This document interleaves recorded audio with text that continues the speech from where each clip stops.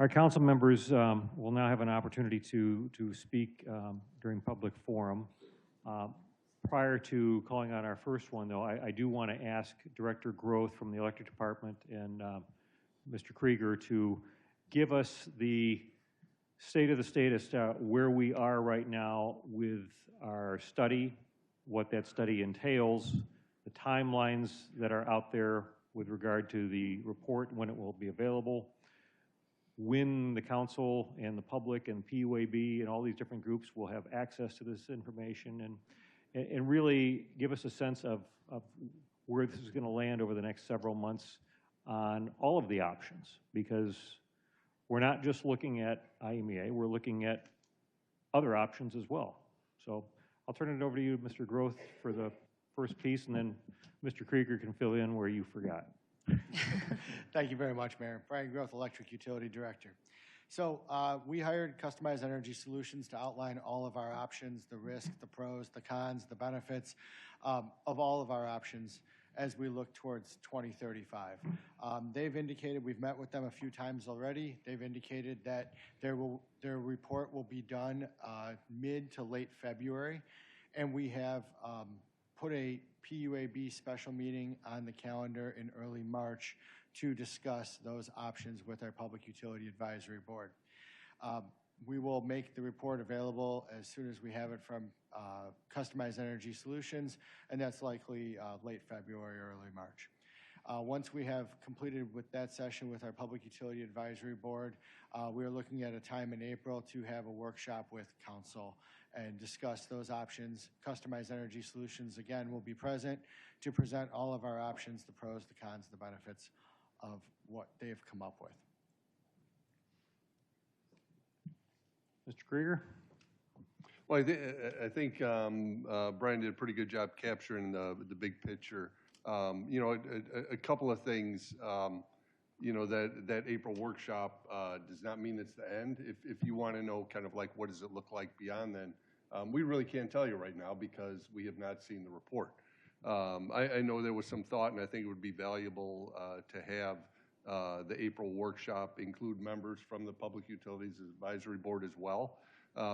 This topic, because of its significance and because of its size, I could see potentially warranting a second workshop as well, because it clearly is going to be one of the most significant decisions you know, the next council is going to have to make. The most important question is, do we foresee this coming to the current council for a vote prior to the seating of the new council? You know, the timeline, as Brian laid out, would indicate that it is staff's plan not to have that be the case. Okay. On to council members for public forum. As a reminder, per the code, council members have 3 minutes to speak during public forum and can speak up to 2 times. Councilman McBroom, you're first. Thank you, Mayor. That was reassuring, Director Groth and Doug. I was a little concerned about the timeline as well. You know, I knew that you know, we were going to be faced with a decision. I didn't think it kind of felt like we were under the gun. April making a decision on a huge decision here. So I'm glad to hear we have some flexibility. I also have some skepticism about the length of the contract. I understand, you know, you get in early, cheaper rates, but I'm not sure that case has been sold, I guess, well enough. I'm open to it, but you know, I think this is a topic that there's more agreement on it than disagreement, and my job as a fiduciary to Naperville taxpayers is, you know, a lot of things, but one of them is, you know, keep your utility rates competitive, especially for our seniors. And I'm gonna kind of bring you into this, Director Groth, maybe a little conversation here, but our utility rates are on average lower than surrounding communities. Would you say that? About 20% lower. About 20% lower. We need affordable energy and we need reliable energy. And Director, would you say that our energy is more reliable or less reliable in the surrounding communities? We are more reliable from an electric utility delivery perspective. Okay. So if there's a way to do that and continue to do that and do that all on renewables and all on clean energy, I think you'd have a unanimous vote up here. And I really want to believe that's possible. I really want to believe that we can do that and eliminate fossil fuel energy. And I'm not, I hope that's the case. I hope that's the case in the future. I read all your emails. I've read through the Say No to Coal website, so I am following, you know, and I appreciate y'all, you're all passionate. You know, this is important to you guys, so it means it's important to us. And I've sat through the Nest presentations. Maybe I need another one when I was campaigning. And, you know, I'll tell you, one thing I hear when I always get to the end of the presentation, because I want to know what it costs. I want to know what the cost is. And usually at the end of the presentation, it involves some kind of federal grant, which to me means inflation and higher taxes. So I'm a skeptical person in general. But one of the things that I wanted to clarify, Director Groth, and we hear a lot of this, and we've heard it tonight, that 80% of our energy that we procure is through coal fire, and this picture is painted that no one else does that. That the rest of the state, and especially on the Say No Coal site, it says 15% of the energy in the rest of Illinois, if I'm reading that correctly, is coal-powered energy. So we're 80, the rest of the state. If that's true, then that's, I don't know, and they're doing it cheaper. So somehow the rest of the state is doing 15% coal, cheaper and more reliable, and we're at 80. And so it's a energy procurement for me. I'm a finance guy. It's super complicated to me. A lot of smart people out here. I think that Director Groth is an expert on this. When he talks to me, a lot of it goes over my head. It is more complicated than I want it to be. But I want to make sure we're working on the same premise. I mean, we could have clarity on a discussion, but we can't if we're not operating under the same premise. So I'm probably asking a question that's super complicated, but is that accurate, 80%, 15%? Can you answer that? So I'm not sure exactly where the 15% is coming from. I haven't seen that exact example. But Okay, well, on their website, it's 15%. Illinois, 15% of the energy is coming from coal fire. We're getting 80% coal fire. Whether that's accurate or not, in general, is the premise that we're getting 80% from coal. The rest of the state isn't anywhere close to that. Is that true that other communities don't use coal? I think one way to look at it is that IMEA, the energy that IMEA puts into the market is 80% coal. However, what is taken out of the market is what generally is referred to in the diagrams that I've seen that are around 15% coal. And that's the energy that's taken out of the market. So with the way energy markets work is you put energy into the market and then you take energy out of the market where you need it. So around Prairie State, likely all of that energy is used down there, and what Naperville is physically receiving on a daily basis is directly out of PJM market, which is probably closer to that 16%. Right, so it's what IMEA is putting into the market on Naperville's behalf is about 80% coal. What's actually being delivered is the real-time energy that's being delivered, which is probably closer to that 16%. Okay, so we are included in this Illinois figure of we don't use, you know, the energy that we take out is not, it's more like 15 or 16 or something percent from coal fire. There's not a direct line between Prairie State and the city of Naperville. Right. Well, are other communities that are getting 15 to 16% the same output that we are getting, are they using other plants that don't, or are they procuring from plants that are not at 80% coal fire? Is there any way to know that? There is not. It's very difficult to understand where other communities or other power providers are getting their energy from. They do it in various ways, bilateral contracts with third parties, right? So it's not a very easy task to unravel where that energy is coming from. And that's kind of why, to be quite honest, we've hired CES to take a look at what are all of our options. Thank you, and I do look forward to the reports back from the consultant. So I'd like to see all of our options and make an educated decision. Thank you again for everybody for coming tonight. Councilwoman Taylor. Thank you, Mayor. So I am the council liaison for Nest, And so I share some of them, or many of the concerns that I heard here tonight.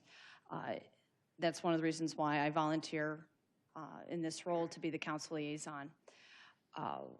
And as such, I agree that we should not be renewing any contract, especially on IMEA's contract, IMEA's deadline, or timeline, I should say. And that's something that I have been very vocal about publicly for quite some time about, that we need to follow all the proper processes on this huge decision that we have, and look at all the options that our energy consultant is going to provide with us, the pros and cons, and be very transparent, open. That's something I have pushed from the very beginning, that we have a workshop or multiple workshops on this, and that they're open to the public, open to public comment, and that all the information is made open to the public so that we can get the feedback that we need up here as to the different options and which one we should go forth.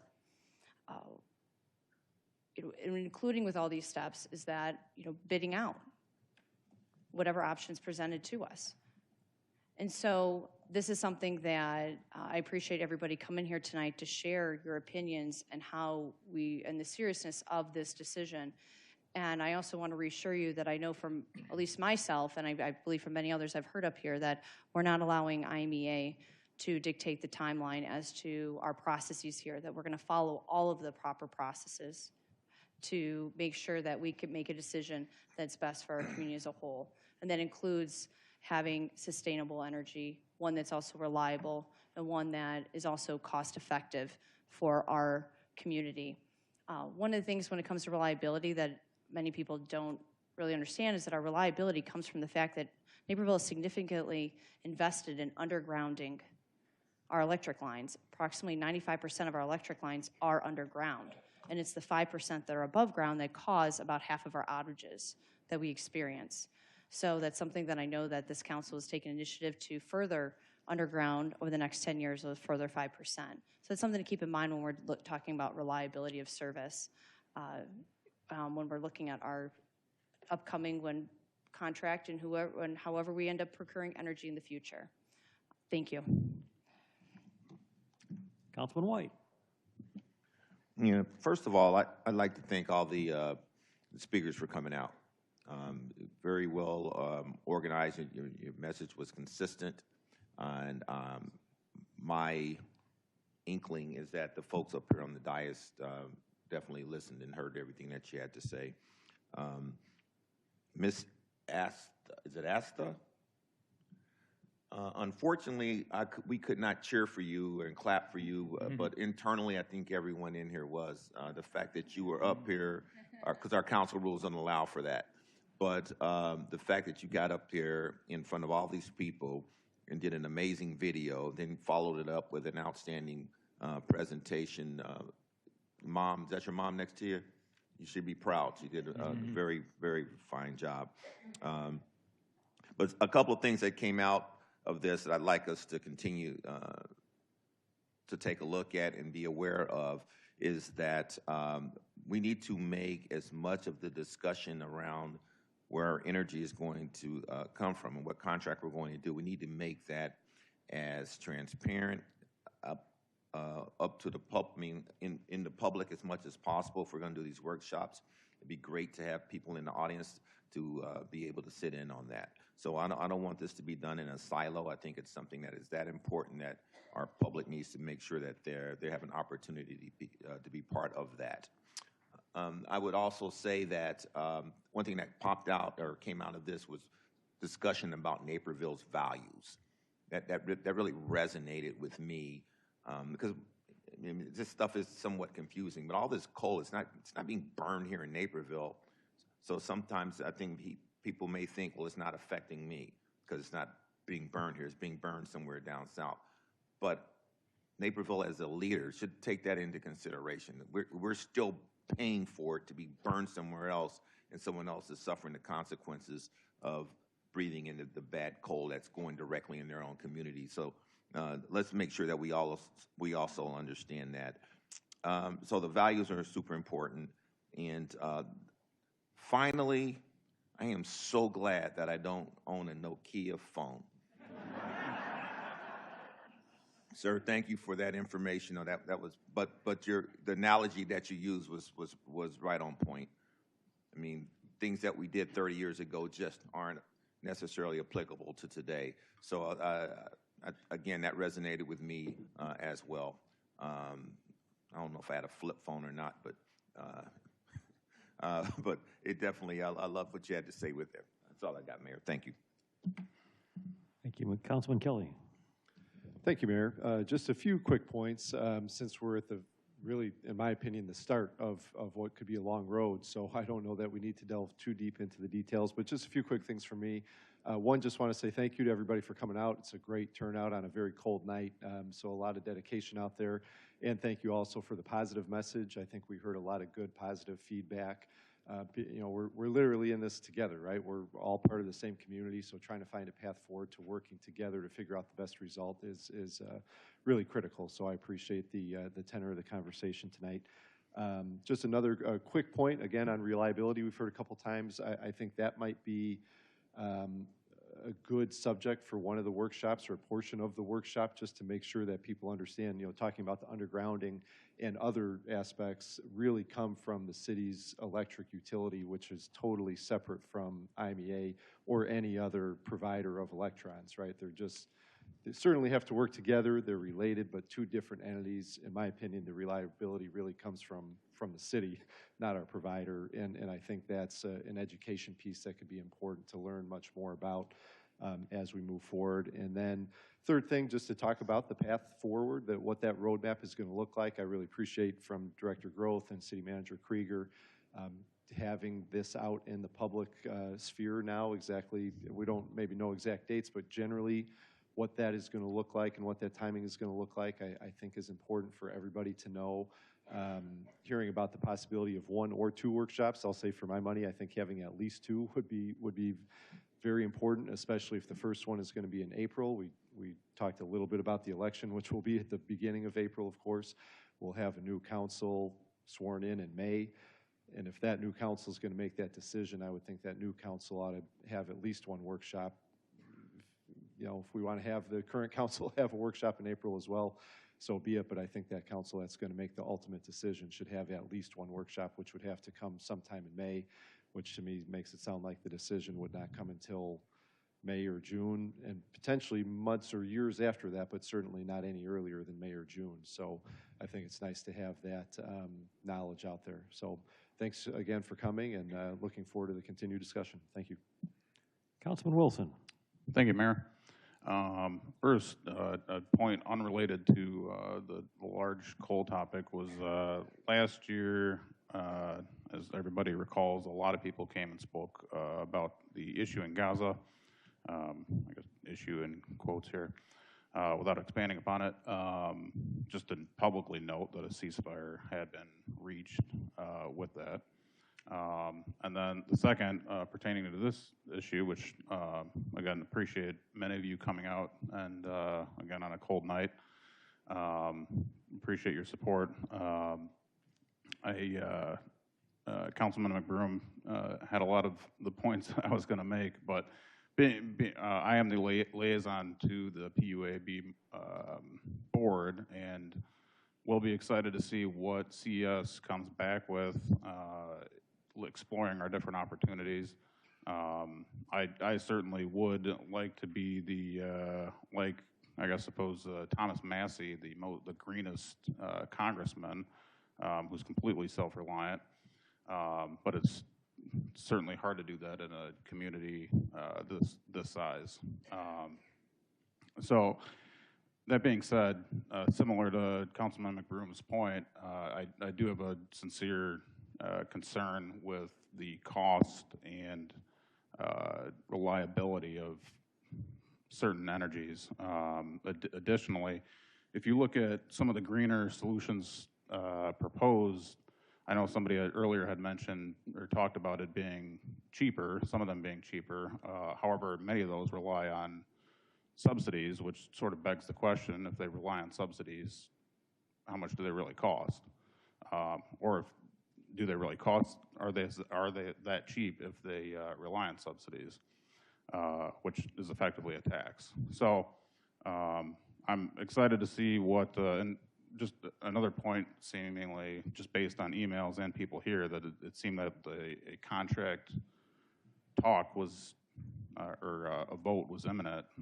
That certainly wasn't the case tonight. So that being said, I'm looking forward to seeing what the proposals are and looking at what the most effective, cost-efficient, and reliable way would be for Naperville, whether that's completely green or to go the other way. So, thank you. Councilwoman Longbow. Thank you, Mayor. I promise this will be quick. I just really wanted to thank everybody for coming. It is really nice to be able to sit up here and see all the red shirts. It's great to see a full council chambers. And thank you for all of your emails. I've enjoyed reading all of them. I especially love hearing from students. So thank you for those emails and keep sending them. Thank you, Director Groth and Mr. Krieger, for doing the timeline. That is reassuring to know that we are not going to be forced to be voting on this in April. That is very reassuring. So I know along with all of you, look forward to seeing these options given to us in the form of hopefully 2 workshops. And so we will, like Mr. Kelly said, all be in this together. So thank you so much. Councilman Holzer. Thank you, Mayor. I had 2 items. The first one unrelated to IMEA, but I very quickly wanted to address something with Director Novak. I had a resident who observed that both Aurora Avenue and Naper Boulevard, the striping has gotten really weak. I noticed it myself, and I was just wondering if Director Novak could share a little bit about what we're going to be doing to improve those in the future. Bill Novak, Director of TED. Both Naper Boulevard, the section that you and I were talking about or emailing about, and Aurora Avenue will be resurfaced in 2025. Typically, we do not restripe a roadway the year before it's resurfaced unless it's really, really bad. So both of those are fading, but not to the point where it warranted restriping immediately before resurfacing. But those will be included in the maintenance improvement projects that we'll be doing this year. And if I may ask a follow-up, Director Novak, could you explain what the improvements will be and why the stripes will last longer and shine brighter than they have in the past? The Aurora Avenue will be microsurface. That's the thinner overlay that goes down there. We will be putting back the thermoplastic striping, and Naper Boulevard will be strictly resurfacing, where we grind off the asphalt, put back new asphalt. There are newer types of striping out there. You'll see the county and others where they lightly grind the surface and then put paint inside the well. We are not pursuing that right now. I have concerns, especially on arterial roadways, with the precipitation at this time of year that can get in there and then freeze over. So we're going to watch and monitor that and consider it in the future, but not right now. Thank you, Director Novak. With regard to the topic that so many of you in the room came out to speak on tonight, one of the speakers, a couple of the speakers mentioned how Naperville is the best place in America. And that really is something to be proud of and to cherish, and it has to be protected also, because there are a lot of other communities that are great and are vying for that. But one of the things that makes this the best community in America is our engaged citizenry, and the fact that on a -2-degree night where our parking garage is full, the room is still this full, with people bundled up willing to walk here from quite a ways away. The bosses of our city are in the room, and it's not here, it's on that side of the dais. So you, the citizens, are the ones who really speak out about what you want for the city. We sit up here as elected officials, as a conduit, to make sure your values are enacted, but I think it's important that no one ever forget that the power is out there. Now, I want to focus on an aspect of this contract, which is the fiscal responsibility aspect that we have as council members to look at what's being proposed. I'm a lawyer in my day job, and I review contracts on a daily basis. When you enter a contract, one of the terms you negotiate, you fight for, is a date by which you have to make a decision to renew the contract. In this case, Naperville negotiated in good faith with IMEA that the renewal date, the decision to renew, would have to be in 2030. So all of a sudden, out of the blue, within the last year or so, IMEA or year or two, IMEA said, hey, why don't we move up this discussion 5 years? Why don't we go, instead of what you had negotiated in Naperville in the contract, why don't we move this date up 5 years?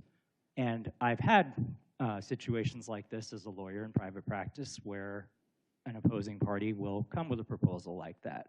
And a client of mine came up with a great term for this type of proposal, where someone tries to set a deadline and say, boy, if you don't follow this new deadline I set, something, you're not going to get as good a deal later. And what he called it is fake leverage. And I like that term. And you don't have to be a corporate lawyer to understand how this concept works. For those of you in the room that have been in a timeshare sales pitch, you understand it. If you leave this room, you're never going to get this deal. You got to make this decision now. If you've ever been in a car dealership and you've been told this is the last Toyota Camry that exists on the lot, and if you don't make this decision now, you're not going to get this deal. Or if you, for the younger people in the room, if you better go on a date with me right now because there's no better option out there and you have to make this decision right now. So there's only one reason you're being asked to decide early. Whoever asking you is coming from a position of weakness. In this case, IMEA's proposal is coming from a position of financial weakness. The private sector was unwilling to finance this project. So how did they make it happen? They lobbied politicians to get tax dollars to do it. So in this case, coal was subsidized, and they're asking for another subsidy from us this time. Additionally, what argument are they using? Repeatedly, you hear the argument of reliability. Both Councilwoman Taylor and Councilman Kelly pointed it out. The reliability is because of our excellent Naperville utilities. It's not because of a plant hundreds of miles away that doesn't even feed power into the local area. There's no direct line from IMEA to Naperville. Our grid is connected to local power plants near us, which are mostly nuclear, and that's how our that's why the coal usage in the area is so low. And indeed, they are quite reliable, and nuclear is a non-carbon generating source. Several of my colleagues have used the term the decision we will make this year. And I guess my question is, what decision? We negotiated in good faith to have this decision process in the year 2030. So I really don't see the rush to make any decision right now. I think it sends a bad message, like we're responding to this fake leverage. In conclusion, this is a special community. We have a lot of educated, very engaged residents who are sitting out there. You've sent many letters, emails, published letters to the editor. You've proven tonight and many times that you are the best city in America. It's because of your values, and now it's time for us to have your back. Thank you. Okay.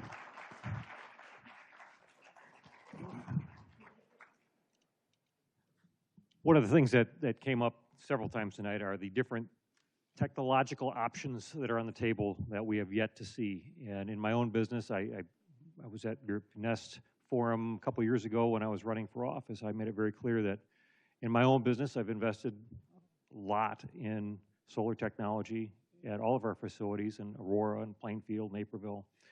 And a lot of that technology over the last couple of years especially has changed dramatically. I've learned a lot of hard lessons, not all good, but one thing that I have heard in recent years, especially in this last year, is storage, peak shaving, and self-generation is going to be where it's at. And those are three elements of the contract that it's proposed right now that we're not allowed to do. So I've got some challenges with that. I would not sign that contract if it were my own business right now. So I think we've got a lot of work to do. You've heard from all of the council members up here. You've got, I think, some very clear guidance and opinions about where they're at. I'm sure our professional staff has seen the same thing, and I know IMEA will see the same thing as well. So again, I thank you all for being here tonight. Your valued input is very important to our decision-making process. in the end, our focus is to make sure we have good, reliable power for our city, and doing it the right way is going to be the way we always try to do it. Now, I got one extra thing. Nokia is one of our top employers in this city. And while they don't make your phones, they do make all the switches and things that make your phones work. They have 1,000 people working in Naperville. They've been a longtime employer, and we are so valued to have Nokia invest in Naperville, Illinois.